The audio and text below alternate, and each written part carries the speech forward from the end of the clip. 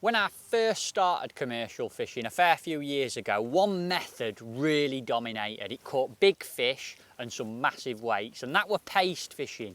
But more recently it seems to have quietened down a bit, and personally I don't see that many anglers doing it. But for sure there's some matches to be won and some big fish to be caught on it. So here's a few tips to get out there for yourself and catch some fish on paste. A lot of people shy away from using paste because it can be tricky to mix and it's a little bit messy, but the Pure Pellet Paste has been designed to make this super simple. You get the perfect amount in a tub to last you for a bagging session, let's say, and it's simply a case of emptying it into your mixing bowl, and then obviously you've got to decide how much water to put in there. Now we've made that easy for you by adding 3 different fill lines to the back of the paste pot. A soft paste texture, which you fill it up to the top line, a medium paste texture, which is the middle line, and a stiff paste texture, not as much water in that one, to the lower line.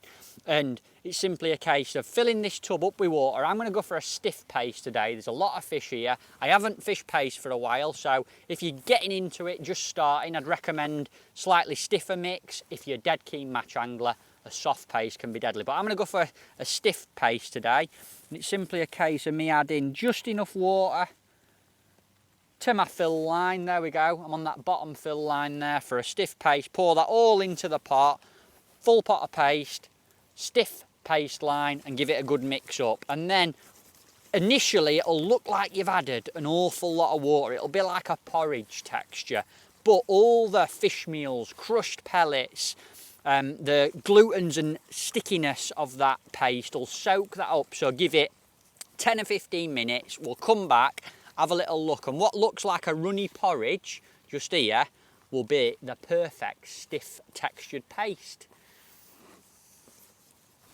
So fast forward 15 minutes, and as you can see, all those crushed pellets, aminos and fish meals in the paste have soaked up that water, and we've got quite a stiff texture here. Now I haven't fished paste for quite a while myself, so I'm fancying a nice easy day. I want it a bit stiffer so it stays on my hook. But it doesn't end there.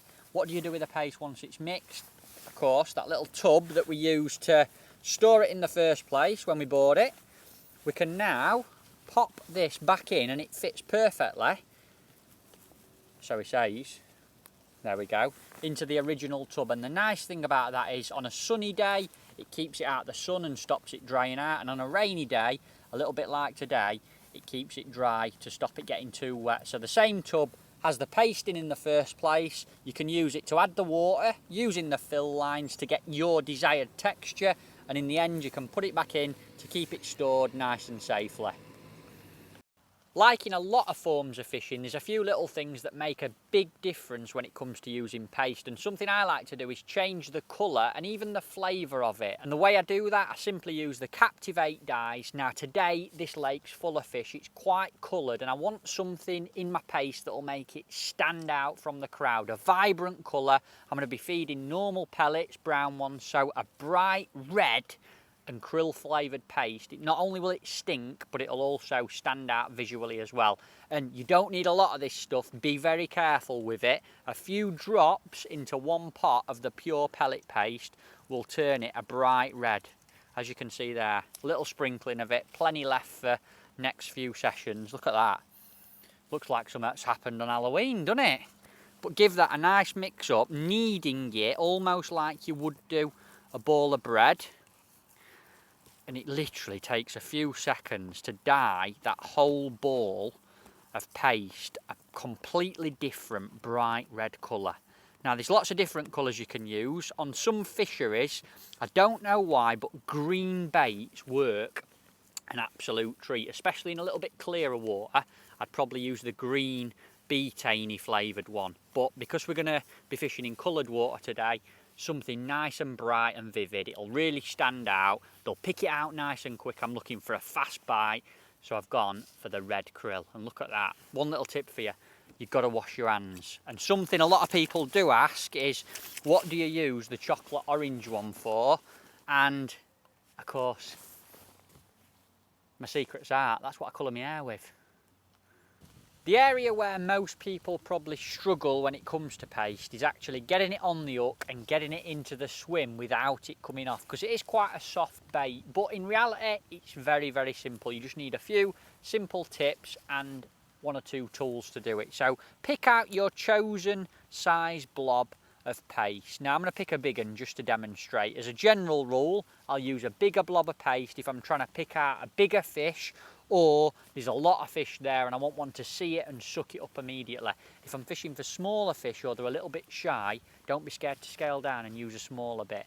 Pick out your desired size and just flatten it out into a little blob like so, and then lay your hook straight across the middle of it, so the hook is at the bottom end of the blob and your line's coming right up through it, so you've got as much line and hook in there as possible. And then it's simply a case of folding round the 2 edges and just giving it a little nip into a little diamond. I think that's a lovely shape blob for paste, a nice little diamond. Nip either end and that'll break down on the bottom into a nice even shape with your hook right in the middle of it. So how do you get that out there now without it falling off? And that is where this bad boy comes into play, a paste pot.